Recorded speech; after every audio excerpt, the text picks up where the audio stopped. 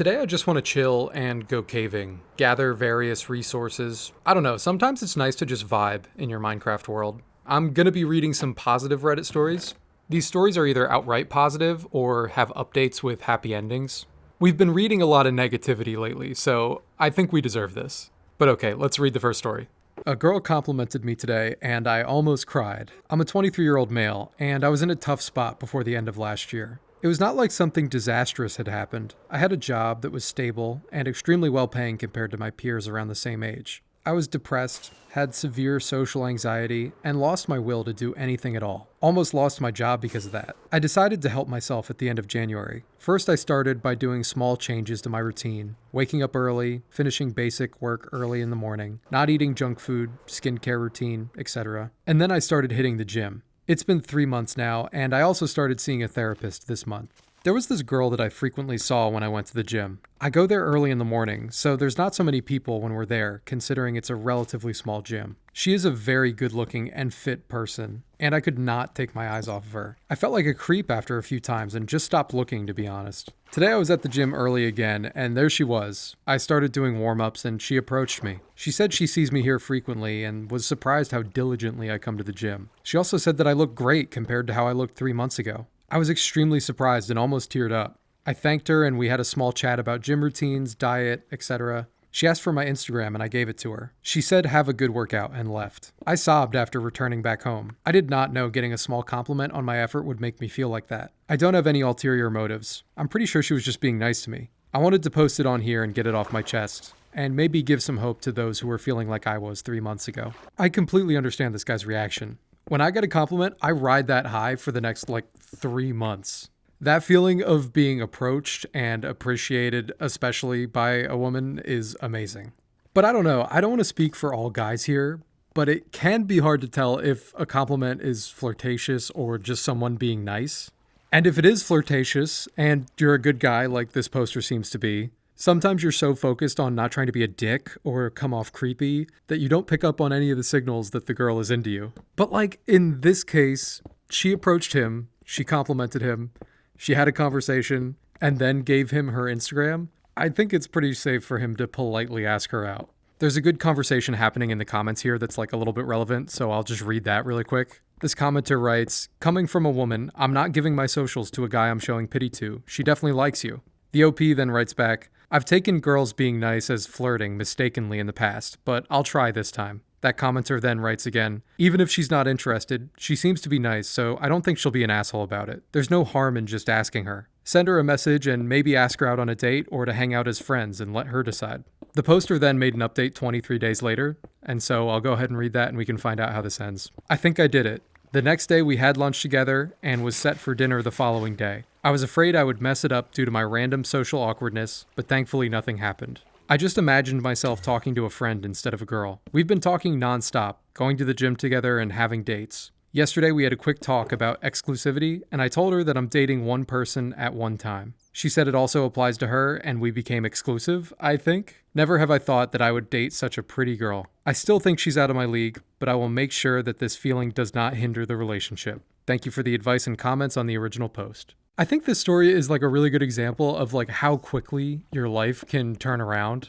If you're in one of those periods where you're just feeling kind of depressed and low, this guy was saying that, 3 months ago he was feeling the worst that he's ever felt. And now look at him, he's going to the gym, he's in a routine, and he's got a girlfriend. That's great. Those periods of your life happen. It just takes a little bit of intention to get out of it. Also, this guy got a little bit lucky. He got approached at the gym.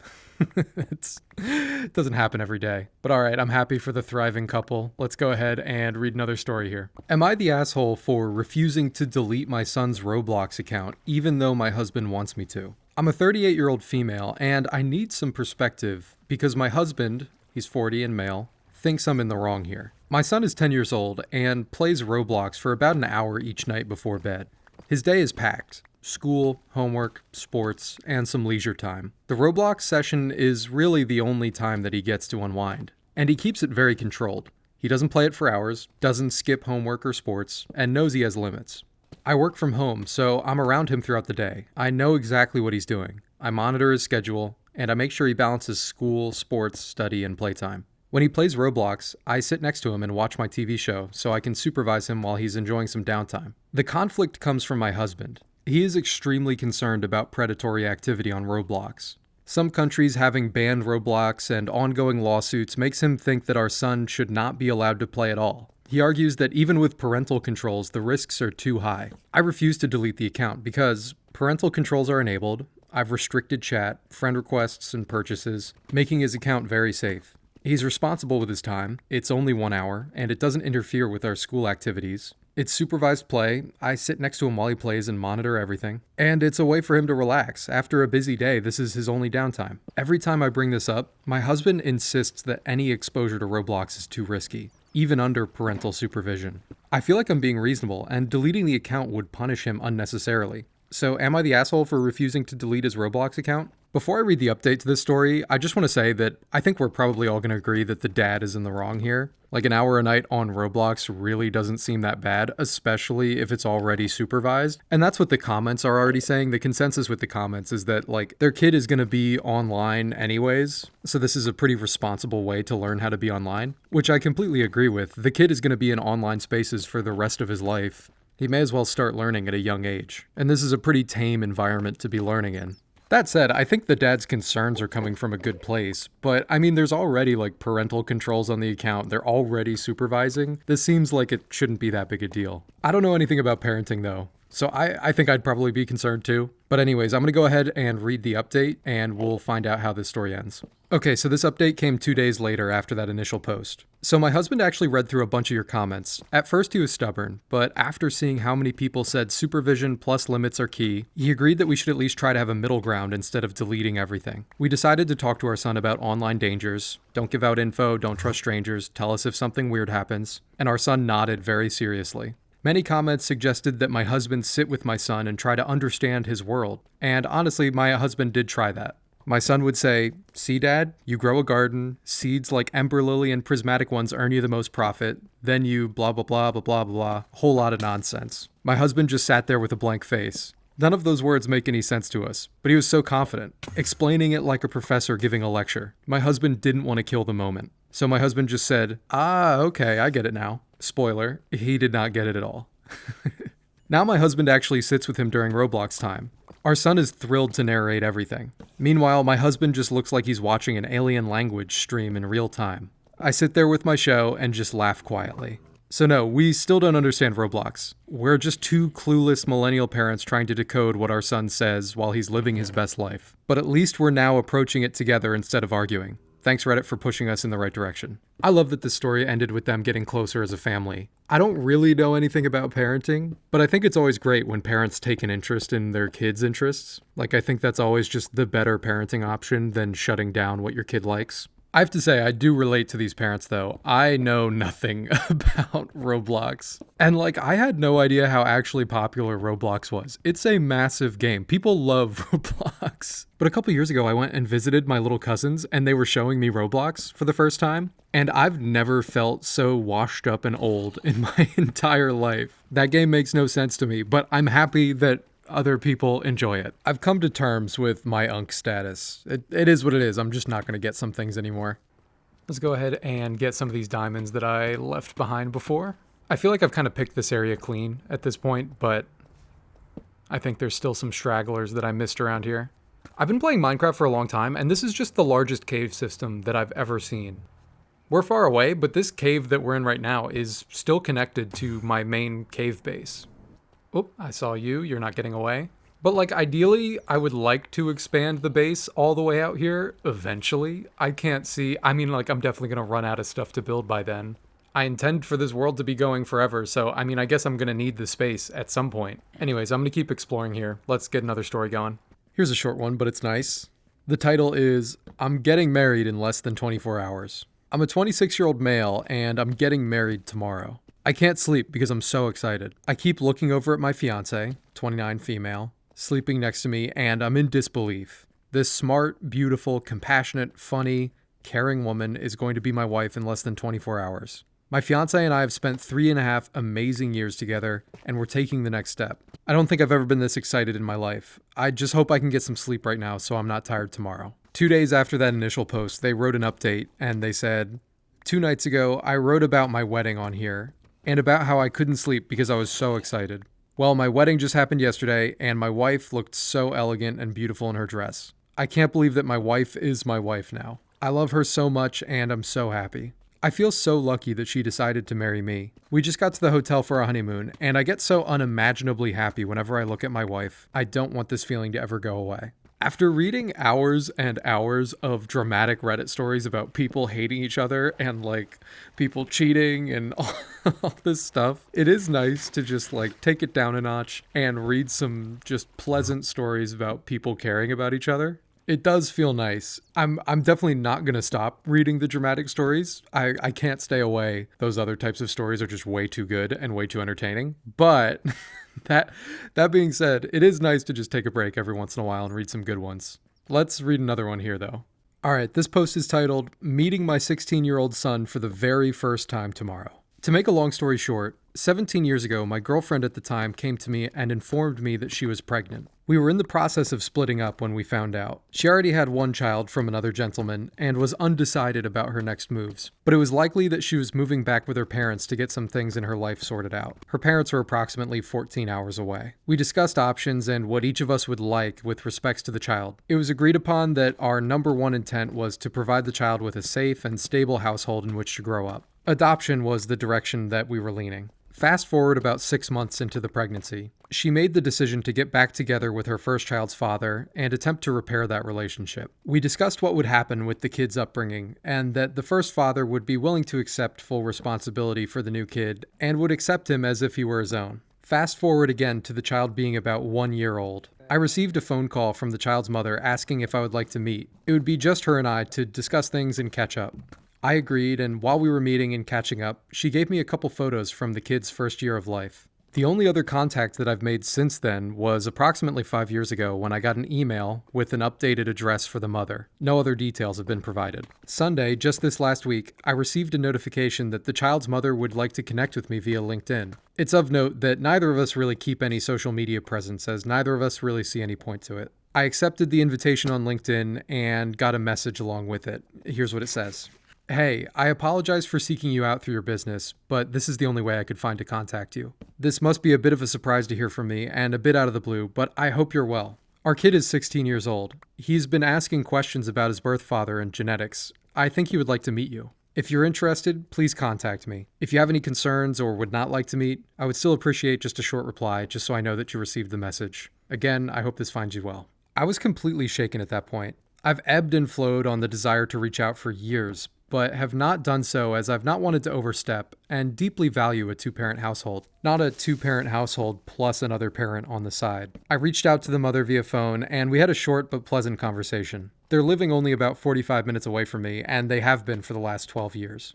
We agreed to meet for coffee and catch up the following day. We talked for about 5 hours, and I saw many photos, heard many stories about the child's upbringing, his successes, his failures, some funny stories, all of the things that a parent would like to hear about their child. At the end of the meeting, she asked me if I'd like to meet my kid at a restaurant somewhere close between us. I agreed, and now I'm only about 16 hours away from this meeting. I'm going to be completely honest. I'm freaking out over here. After feeling like I had failed my first and only child, I chose to get a vasectomy as I never wanted to feel that level of guilt and failure ever again. There were many times that I felt like I was never ever going to have the opportunity to meet my child, and I've done a lot of work to make peace with that thought. How do I even approach this situation at this point? I'm over the moon excited to meet my child for the first time. However, I have such incredible feelings of guilt and failure. Will the meeting be a positive one? Am I simply going to get there and get shredded by a teenager with an axe to grind, or otherwise negative disposition towards a father that was never there for him? Any thoughts and opinions are very welcome. I'll come clean that I haven't read ahead in this story yet to find out if this meeting goes well or not. It is in the Positive Updates subreddit though, so I'm pretty sure that this will be fine. But let's go ahead and find out what happens. This update is from 2 days after the initial post. We met at 3 p.m. Eastern yesterday at a sit-down chain restaurant. When I walked in at 2:45, I was standing at the front waiting to speak with the hostess when I saw my ex walking up to me. We spoke briefly before she took me over to the table where my son was. I was beyond nervous. I let his mother lead, and she introduced me in her typical calm and gentle voice. We exchanged smiles, and I sat down across from him. As expected, the tension and nerves were palpable. We exchanged pleasantries just as anyone would do when they're meeting someone for the first time. Pleasure to meet you. I've heard many good things about you. How have you been? The how have you been question sparked a response that I wasn't necessarily expecting, but probably should have known given that this gentleman across from me shares my DNA, and therefore I should have known he would carry my dry, sarcastic sense of humor. He said, like recently? Or over the last 16 years? All I could really do was smile broadly and answer with whichever you would like to share, or both if that works for you. We shared a meal, spoke for about 2.5 hours at the restaurant, and took some first steps to catch up. I learned about his love of books, movies, and music, his deeply rooted love for video games, mythology, and folklore. He assuredly had questions about me and my life over the last 16 years, but he was exceptionally kind and gentle in his questioning. I never felt like his intent was to attack me, only to probe and quell his curiosity about where he came from. Near the end of the meal, there was a pause in the conversation, and it felt appropriate to very simply and frankly say, "Thank you for reaching out," which was met with a very genuine smile and an "of course." We collectively decided to leave the restaurant and walk around a nearby shopping center. We walked and talked for another hour. Very casual conversation, like that of a couple old friends catching up after an extended absence. The sense of calm and relief that progressively washed over me as we had this conversation was unbelievable. As the meeting came to a conclusion, both my ex and I reinforced that it was absolutely my son's decision if he would like to continue to build a relationship with me. After a moment of reflection, he said, "I think I would really like that." It's not lost on me that there's a lot of work to be done, and that it's going to take a long time to do all that work. I'm ready for it. And honestly, I'm willing to do what I need to in order to make this right. I know that he has a lot to unpack, and both my ex and I have a lot to unpack as well. We took a picture together before we left. I have it on my phone right now. But the one thing that stands out to me in that picture is that we have the same smile. All right, I think that turned out great. I don't know, it might have been nice for the poster to play a more active role in the son's life growing up, but it sounds like it worked out for the best. They're developing a relationship now. The kid also sounds pretty great, to be honest. Luckily, it's not something I ever had to deal with, but if my dad didn't show up for like the first 16 years of my life and was just completely absent, I think I'd be a little pissed. But it's great that he handled it well and that they're able to develop a relationship now. Let's go ahead and read another story. This next one seems a little bit related to that last one, so I just figured that we'd read this one super quick. This post is titled, "I want to start calling my adoptive mom, Mom, instead of her actual name." A little bit of a confusing title, but let's get into it here. I'm a 15-year-old male, and my biological parents put me up for adoption when I was born. So I was always in foster homes until I was 12. I had a teacher, Janice, 33, female, who was my homeroom teacher. Janice found out about me being a foster kid and how I wished I had a family. Janice had also been a foster kid growing up, and so long story short, she then became my foster mom and adopted me. Janice is the best mom I could ever ask for. She's been so unbelievably kind and loving to me, and I absolutely adore her. The problem is that I don't call her mom, I call her Janice. I want to start calling her mom, but I have no idea how to do it without making it awkward. Please help me, internet strangers. There's then an update to this post shortly thereafter. Thanks to all of you who responded, and some of your ideas really made me tear up. Anyways, this morning I went to Janice and said, "Good morning, Mom." She just looked at me and started crying and came over and hugged me and kissed me on the forehead. I hugged her back, and she said I could call her whatever made me comfortable, and that she loves me more than anything. I just replied with, "I love you, Mom." See, the vibes were great on that one, and it was nice to hear a story from like the kid's perspective in relation to that last story that we just read. I don't have too much to say on this one. It's just a super happy story, and I thought it was relevant. Let's go ahead and read another one. Okay, so we had a story earlier about girls approaching guys from the male perspective. Now we got one from the female perspective. I'm a waitress, and I have a huge crush on a regular customer. So I'm a 24-year-old female, and I work part-time as a waitress, and I have a huge crush on a guy who tends to come in for breakfast or lunch a couple times a week on the days that I'm working. He's handsome, super sweet, and I'm pretty sure he's single, but I'm not 1,000% sure.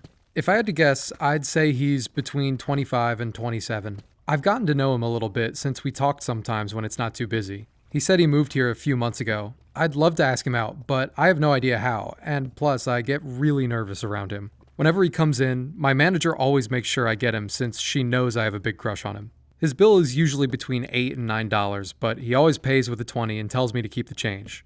Do you think that's a sign that he likes me? Yeah. My manager said she's seen him drive a really expensive sports car a couple times, so the large tip might not mean anything. But she said she catches him looking at me quite a bit and said he never comes in when I'm not working. Considering I'm a kind and shy person, what's the best way to ask him out without being extremely embarrassed or nervous? My hands are sweating just thinking about it. I mean, I think this guy likes this poster. I think it would be absolutely no problem for her to just ask this guy out next time he comes in. I'm sure it would go over very well for her. But it's easy for me to say that from this position, like behind a microphone talking to myself. In practice, it is so much harder. I get so nervous talking to strangers. If you're one of those people that can just see someone that you're attracted to and walk up to them, a complete stranger, and just start talking to them and ask them out, I have great respect for you. You have game. My social anxiety gives me negative game. So I guess what I'm saying is that I empathize with this poster, but, you know, we could all do a little bit better if we were just more confident and willing to do the thing that we're nervous about doing. But we've got an update. This is 6 days after the initial post. Here's what they wrote. I have good news. As I mentioned in my original post, I normally work Friday mornings, and he comes in for breakfast at the same time every Friday. Well, I had the day off, and I decided to show up for breakfast at the same time as him, and it worked out perfectly. I sat down in the area that he always sits and waited. About 10 minutes later, he walked in the door and saw me sitting down ordering breakfast. He came up to me and looked at me a little puzzled because I wasn't wearing my uniform. He asked if I had the day off, and I said yes. And he said, "That sucks, you're my favorite waitress." I also did my hair and put on some cute clothes that morning, and he noticed because he complimented me and said I looked, quote, really pretty. I could feel my face getting hot. I probably turned 10 shades of red. Next thing I know, he asked if he could sit at my table with me. I was so nervous. Guys never give me butterflies, but he gives them to me all the time. But I acted totally normal and tried not to be a dork. Normally I'm really shy around him, but he made me feel comfortable and was super easy to talk to. We sat and talked for a while before our breakfast came. My manager was the one waiting on us, which she never does, but she's been encouraging me to make a move on him for quite some time. She was so happy for me. Anyway, I felt like he was giving me signals the entire time, which made me a lot more confident. So I finally worked up the courage and asked if he'd like to hang out sometime, and he agreed. We swapped numbers, and he's been texting and flirting with me a few times a day ever since. Since we've been texting, I've learned that we both enjoy hiking, so I suggested that we go hiking and check out an old lighthouse which isn't too far from where we live. He just moved here, so he's never seen it before. We live on the Great Lakes in northern Michigan. When we were texting last night, he mentioned that he'd like to go to this fall festival, which is coming up in a couple weeks, and wanted to know if I'd go with him. So I playfully said, "Are you asking me out on a date?" And he said, "Yes, will you please go with me?" TLDR, we're hanging out and going out on a date. Okay, so there's another update here 2 months later. It's been a couple months since my last post, and I think you guys deserve a happy update. 2 months ago, I left off by mentioning that I was going to take him out on a date and show him around the area a little bit since he just moved here. We had planned on going to a lighthouse, which was a short drive from where we live. I was afraid it was going to rain, but it turned out to be the perfect day. We packed a little picnic, spent an afternoon hiking. I thought it was so romantic, and we had a great time. Over the next couple weeks, we continued to see each other and go on fun dates. I wanted to take things to the next level so badly, but I wanted to wait and make sure that he felt the same way about me. After a couple weeks of dating, we were hanging out at his place one night, just watching a movie, and that's when he finally asked me if we could be exclusive. So here we are. We've been in an exclusive relationship for a couple months now, but I feel like I've known him forever. We just click. Anyway, he has a huge family, and they had Thanksgiving last weekend, which I was invited to. He begged me to come. I'm a shy person, so I was a little bit nervous, but they made me feel so welcome. His mom's a total sweetheart, and his dad's hilarious. When we were leaving, I gave his parents hugs, and his mom said to me, "You know, he always talks about you, and he's madly in love with you." My boyfriend was so embarrassed. I've never seen him get so red. I invited him to my family's Thanksgiving as well, and my family loved him, which was a huge relief because my dad hasn't liked any of my past boyfriends. But he immediately took a liking to him and had to show him around his shop because they're both into cars. It was so nice to finally bring a guy home that Dad approves of. And of course, my mom and aunts all thought he was a hunk. Anyway, I just figured I'd let you know how the date went and that we're finally a couple. This story sounds like the script of one of those Hallmark movies. And see, what was she so worried about? This guy liked her the whole time. Okay, here's all the ore that I got from that caving trip. People are always asking me to upgrade my gear and whatnot, so I think I might upgrade a couple things right now. I don't know if I'm going to make some people mad with my choice of what I'm going to upgrade here, but okay, here's my thinking. I shouldn't upgrade my chest plate because I never wear it anyways. I'm always wearing elytra, so why would I upgrade a chest plate? The people who are actually good at Minecraft and watch my gameplay are always leaving very polite but upset comments about how bad I am. This is way too expensive just to name these boots, but I mean, I think the name's just too good. I have to do it. Genuine ostrich. 3 payments. Last time I went caving, people said that they wanted to see the construction and deconstruction of the ore obelisk, and I'm a man of the people, so I'm going to do that while I read the next story. All right, this next post is titled, Am I the Asshole for Asking to Postpone a Punishment for Losing a Hockey Bet? I'm a 24-year-old male, and I'm originally from Denver, but I currently live in Las Vegas. My best friend Jermaine, who's also 24 and male, has lived in Vegas for most of his life. We're both massive hockey fans. I've been a fan of Denver's hockey team for as long as I can remember, and Jermaine is proud to say that he's been a day one fan of Vegas. This year, Denver and Vegas are going to be facing off in the Stanley Cup Finals, so we had to make a bet. The Stanley Cup Finals are the finals for hockey in North America, if you don't know or follow hockey. We decided that the fan of the losing team will get their haircut by the winner. Denver lost. I will accept my haircut, but not right now.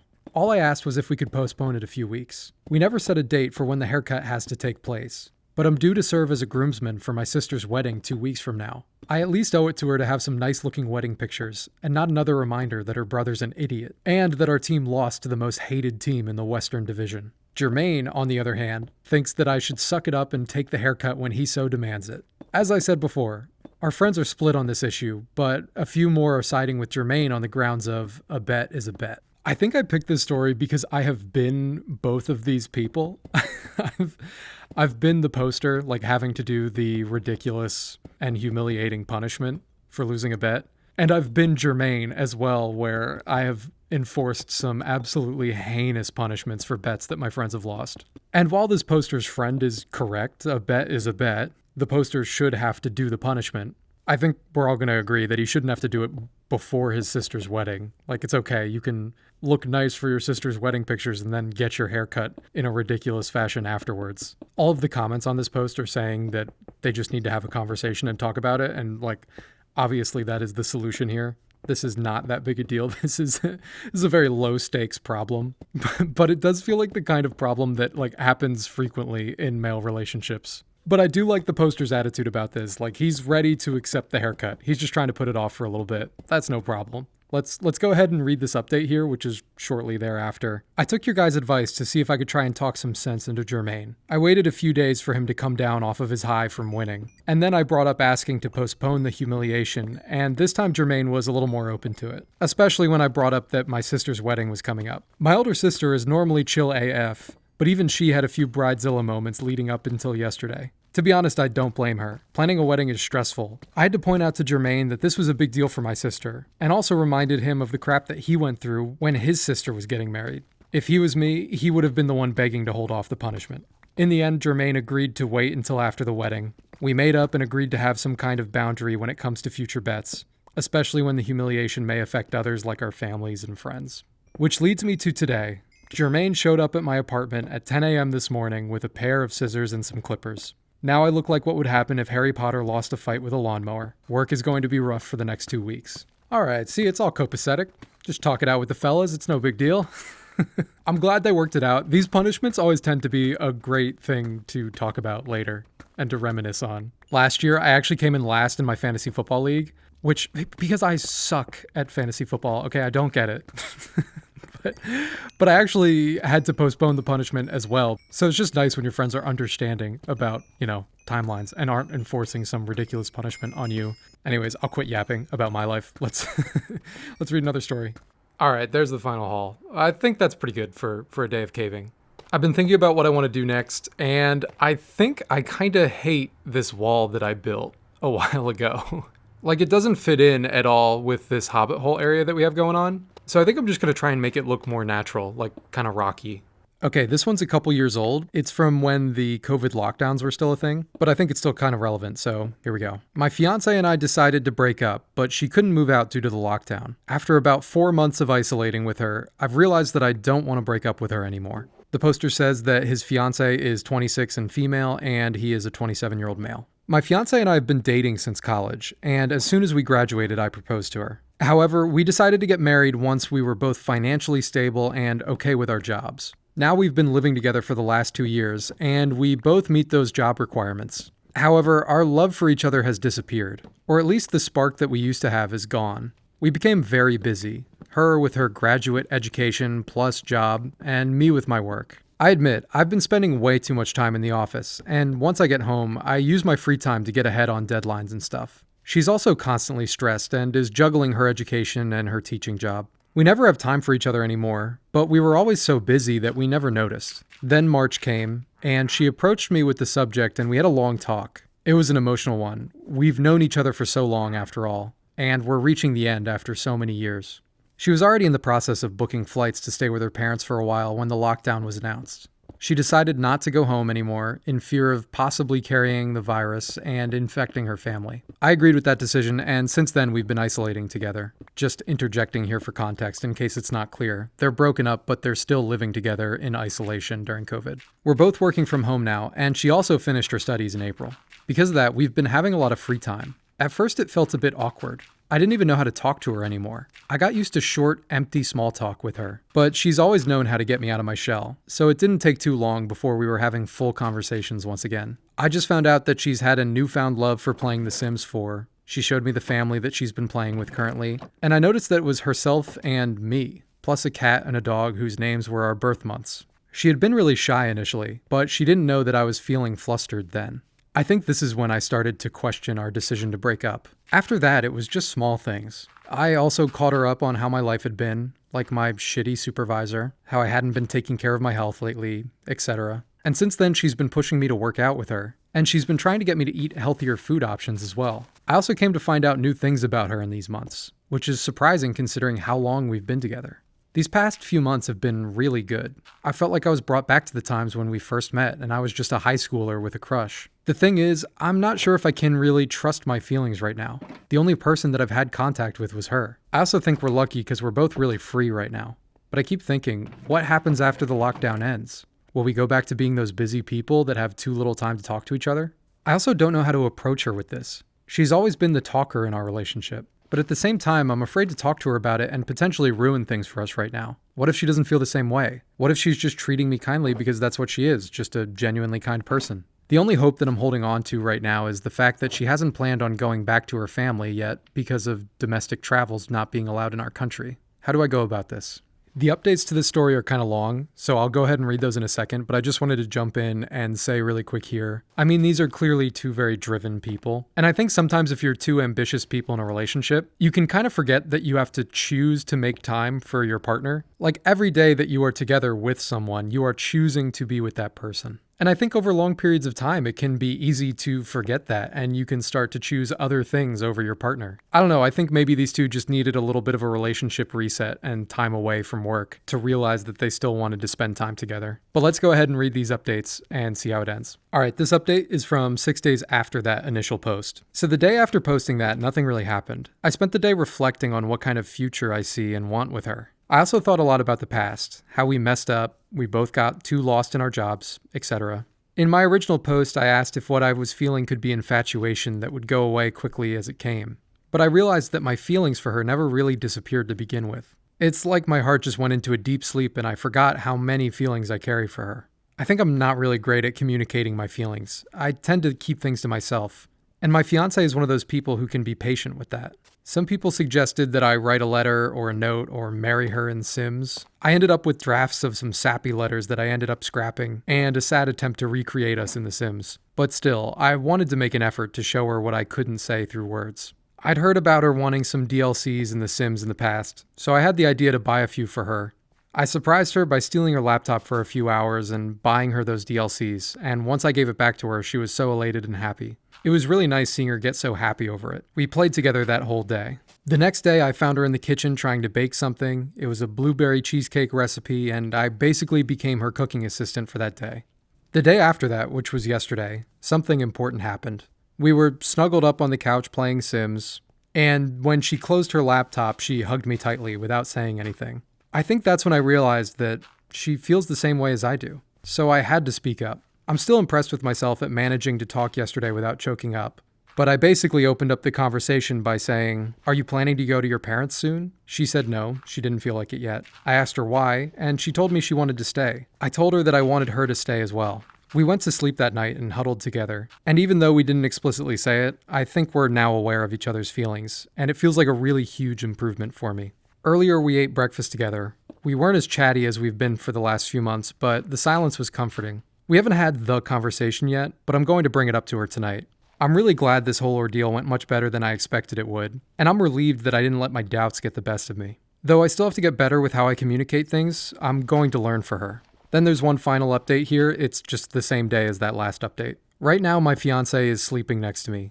Yes, we had the talk. As soon as I posted this, I logged out and gathered myself so that I could tell her what's been going on in my mind for the last few months. It's not really something that was super exciting. We basically just sat down together and talked about what went wrong before. I told her about my feelings and my worries, and she admitted to worrying about what happens after lockdown gets fully lifted too. We both acknowledged that we worked too hard to become financially stable so that we could get married. Right now though, all we could do is promise and talk about how we're going to manage our time better, since we have no idea when things will return to normal. I got to tell her I love her again, for the first time in years probably, and she told me the same. After that, it was back to a lighter conversation. We basically just bonded until she fell asleep. I'll read this comment that I like here just because I think it wraps it up better than I could. I've been married for over 10 years. There's times like this in every long-term relationship where you just aren't feeling the same level of connection or love for each other. It could be because you're too busy or because you have some kind of significant trial that gets in the way. You can avoid some of these barriers, but not all of them. You have to agree to stay together through some of the lows, knowing that your relationship has the strength to come back. But I'm glad that in the end, the couple got back together. Great story, good vibes, all around. My heart is warmed.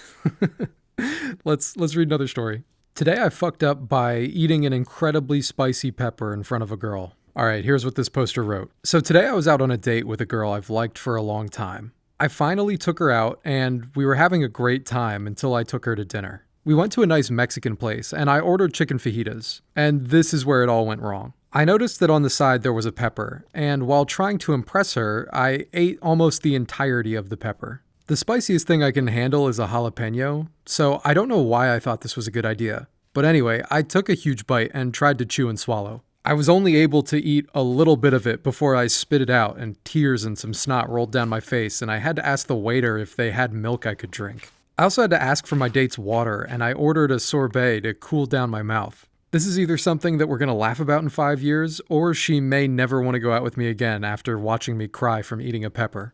I'm typing this up while she's in the bathroom right now, so I imagine when she comes back it'll be pretty awkward. The old eat something absolutely nasty or painful to impress a girl trick. Literally never works. It always seems like a good idea in the moment, but it's never the right idea. Back in college, I did the Buffalo Wild Wings challenge. It's in America, we have this restaurant called Buffalo Wild Wings. And there's this challenge that you can do there where you have to eat 12 of their hottest wings in 6 minutes. And to impress a girl I was with, I did the challenge and it was so painful. I regretted every second of it. And it looked so nasty because I was just sweating and and crying. It was just not impressive. But you know what? Credit to this guy for trying the hot pepper. There's an update the next day for this post. So let's read how this ends positively. So yes, my date did eventually come back from the bathroom. The rest of the date went surprisingly well. She actually ended up laughing it off and started making jokes about it. When she came back, I said, "I think I handled that well." And she started laughing so hard, so I think I clutched. I felt like it was one of those times where laughter was the best medicine, you know? She had been in the bathroom for a long enough time for me to think that she might have texted or called a few people and told them about me, but she did end up coming back, so I'm hoping that she was just always planning on returning. Anyway, I dropped her off about an hour later, and she texted me a picture of a glass of milk. After that, I think she's a keeper, so I'm gonna ask her out again tomorrow. Wish me luck. I really like the ending to that. That's the ideal scenario where this funny situation just becomes an inside joke between them. And this is what it's about. Dates are meant to be fun, so like to have a lighthearted moment like that is great. Happy for this poster. Let's go ahead and read another story. All right, this post is titled, "I've been lying to my family for 25 years. I guess it's time for me to come clean. Not because I feel bad about what I've been doing, but because it's possible my eldest son is onto me. I have 3 kids and a wonderful wife. For more than 25 years, our family has loved doing puzzles together. Since we started, I've done something that may seem unsavory to some people that don't understand the joy of putting in that final piece. To ensure it was always me, whenever we start a new puzzle, I take one of the pieces out and hide it in a green sock that's at the bottom of my dresser. Whenever we get to the very end of a puzzle, we all have once again lost a piece. We all search frantically for it until I'm the hero who always finds it. Well, this Sunday we got to completion once again, only this time there were 2 pieces missing. We began searching. It may be my imagination, but my eldest son gave me a look. It was a half smirk. I think he's onto me. Derek, if you're reading this, I have more patience than you do. I'll hold on to my piece forever if I need to. Find yours first. Find yours first. Let's put an end to this madness. I'll just go ahead and read the update here. Well, folks, I've been duped. I got up this morning, went into the kitchen to get some coffee, and as I walked past the puzzle, I noticed that it had been completed. All pieces accounted for. I calmly and politely knocked on Derek's door and asked him about it. He denied knowing anything about it, like super convincingly. I went back down to my bedroom, confused as ever, and just sat on my bed with a blank stare. My wife asked me what was wrong, and I told her that the puzzle was completed and that I have no idea how it got done. She literally started laughing like a hyena. I've always known about your dumb green sock, she said. I'm in shock. I'm numb, like a gut punch. So as it turns out, she's known what I've been doing for at least 10 years. She said she loved watching me walk around thinking that I was some criminal mastermind tricking everyone, and that's why she's never said anything. She wanted me to have the win, while she secretly laughed and had her own fun in secret. I don't even know what to say.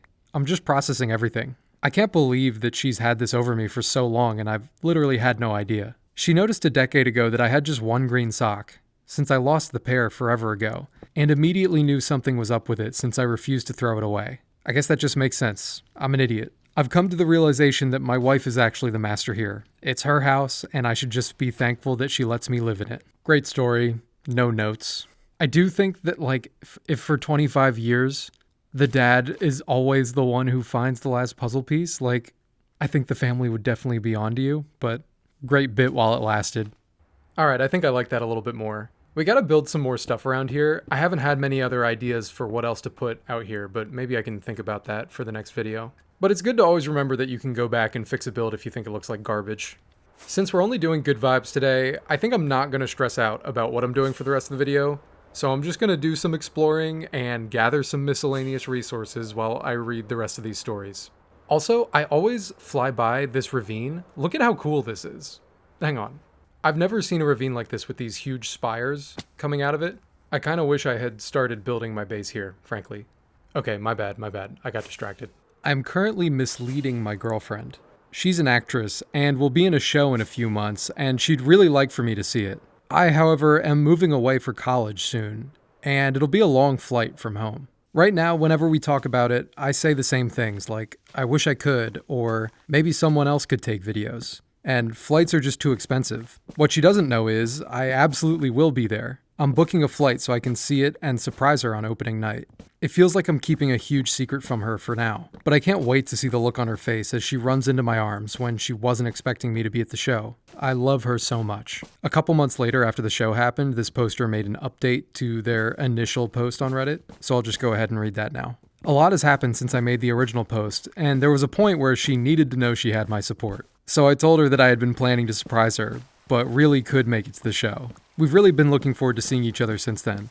I did keep some element of my visit a surprise though, especially since in that conversation she said that she thought the surprise would have been sweet. I told her that because of my class schedule, I wouldn't get to leave until Friday night and see her on Saturday. But the tickets I booked were actually for Wednesday night, so I could see her on Thursday, her opening night. She had absolutely no idea, and I had nervous and excited butterflies all of yesterday and today. I really didn't want her to see me until after the show, and I didn't want word to spread to her that I was there, so I disguised myself with a baseball cap, glasses, and a mask. Got my tickets quickly and went to my seat. The show was amazing. She filled her role so well and put on the best performance I've ever seen from her. Lots of her co-stars were on point, and overall it was just a lovely production. Once it was over, I took off the disguise and stood in the lobby with a huge bouquet of flowers waiting for her to notice me. It took a while, but when she finally did, it felt unreal.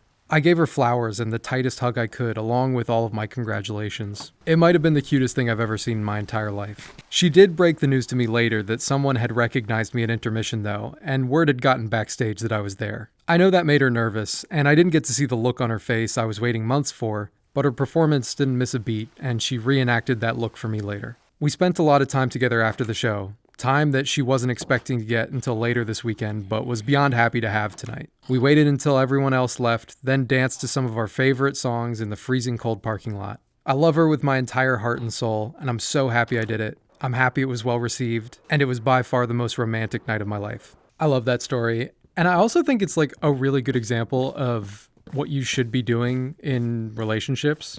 Like, obviously you should be showing your partner as often as you can how much you appreciate them, but sometimes it's nice to go a little overboard. This guy wanted to make his girlfriend's opening night really special, and he did that, and that's great. But also just like doing something nice for your partner on any random day. Like, oh man, if you just came home with flowers on like a Tuesday, you'd be the man. Talk about game.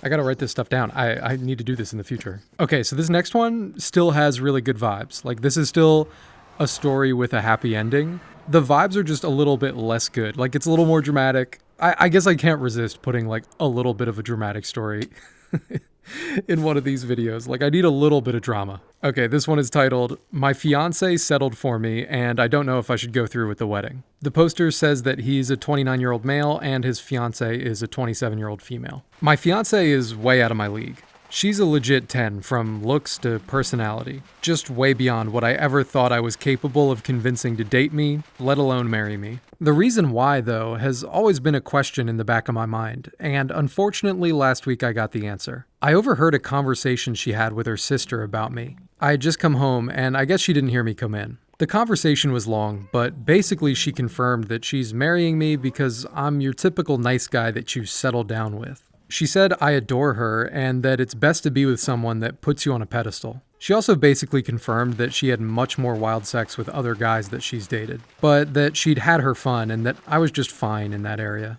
So later that night, I told her that I overheard her, and I said that I was concerned that she was settling for me. And she didn't totally dismiss it. She said that she loved me, of course, and she knew she wanted to marry me early on because I was the type of guy that you marry. Now, I didn't take this well. I don't want to be someone that you settle for. I want to marry someone that's as crazy about me as I am about them. So I told her that, and also that she's too good to settle. She should have a person that she's crazy about and that also puts her on a pedestal. So I told her to take some time to think about it, and if I'm the one that she really wants, and then she broke down into tears. She apologized for saying all that stuff to her sister, and said that she didn't mean it. I eventually caved and apologized. And for the past week, she's basically been all over me. I love this girl. But how's she going to feel about me in 10 years if she's not head over heels for me now? Am I making too much out of this? How should I handle this moving forward? I just want to say really quick that if I was in this guy's shoes and I overheard that conversation, I would absolutely also be freaking out. That just hits all of the insecurities that I would not be able to stop thinking about that until I had a conversation about it. I definitely don't think it's something that you break up an engagement over, but it's definitely something that you need to talk out with your fiance. Like, if you overhear that conversation, that is just unfortunate. That's just an unfortunate thing to eavesdrop on. But we know it ends well here, so let's see how they work it out. This update's just a couple days after the initial post. Here's what he writes. My fiance got out her old phone last night, which is the one that she had when we first started dating, and showed me texts that she had sent to her sister and her friends about me. They made me feel a lot better. After our first date, she texted her sister, "I'm going to marry this one." There were a lot more, including some not safe for work ones sent to her friend after the first time we had sex. Those were more relief that the sex was actually good. There was no over-the-top praise, but she was complimentary. So I guess I'll take it. There were a lot more texts on the phone. She had it for a few years before she met me, and there were plenty of texts about other guys in there as well. I read those too, and she didn't seem as gushy about any of them. I know she loves me and has from the start, so for me, I think that's enough. Look at that, they ended up together. That's great. That's right. This is a happy ending. This qualifies to be in this video, right? I was kind of hoping that he would sound a little bit more thrilled to be marrying her rather than saying, "So I guess I'll take it." But you know what? Whatever. It's in the video. I've already recorded it. It's in the video now. All right. It's at least a positive, semi-positive ending. Okay. These next few stories are subscriber submissions. Thank you to everybody who's written in. If you have a story that you would like me to read, you can send it to the email that is linked in the description. Alright, today's subscriber story is titled, My Beautiful Singer. When me and my boyfriend had recently gotten together, we were invited to a birthday party of a mutual friend of ours that would be at a karaoke place. My friend made it clear that she wanted everyone to enjoy the karaoke as much as possible, so that everyone had their own moment singing. When it was my boyfriend's turn, boy was everyone shocked. My boyfriend has this very high-pitched, cartoony voice when talking, but when singing, he's literally Frank Sinatra. Exact same voice. He could easily get a job replicating his voice because it sounds insanely similar. And his favorite song is also My Way, that's a Frank Sinatra song, which is the one he sang at the karaoke party. Literally 3 people cried, me included, and the rest just had their jaws dropped. My old school had this contest which they do every year. It's to pick someone to compete in representing the school in an annual singing competition between all the schools in my city. The auditions to be in my school's singing contest were literally the day of the karaoke party. So a lot of people were thinking about it, and he got asked why he never participated in that contest. He replied that he had wanted to for fun, but he always forgot that there were auditions. The moment that I heard him say, I wanted to, I got really mad that the auditions had literally been yesterday, and I grabbed him to talk to him in private and asked him 3 times if he was serious he wanted to be in the contest, to which he replied, yeah. The moment I got home, I sent one of our teachers the video of my boyfriend singing, and I sent him 20 messages explaining why he wasn't able to do the audition. And since I know little to nothing about the contest, I have no clue who to talk to and to give him another chance to audition because his voice is too beautiful not to be heard. My tutor agreed, and after a bit of asking around, we found out that there was another audition scheduled since not that many people auditioned the first time. My boyfriend did the audition, and I kid you not, after his audition, they just started preparing him for the contest since they were so sure that he was going to win. And he did. They ended up picking him to represent our school, and he got 2nd place overall in the competition. Here's the craziest part. He did not know that he sang well until the day of the karaoke. He just enjoyed singing, but he pretty rarely sang in front of other people, and the few times that he did, he couldn't tell if the compliments were backhanded. We suspect he learned mainly since his older sister is a professional singer, and when he was a little kid, she'd always practice with him, and also taught him how to sing, albeit indirectly. I'm genuinely jealous of this guy. That's the dream. You just go to a karaoke night and you're secretly great at singing. That's amazing.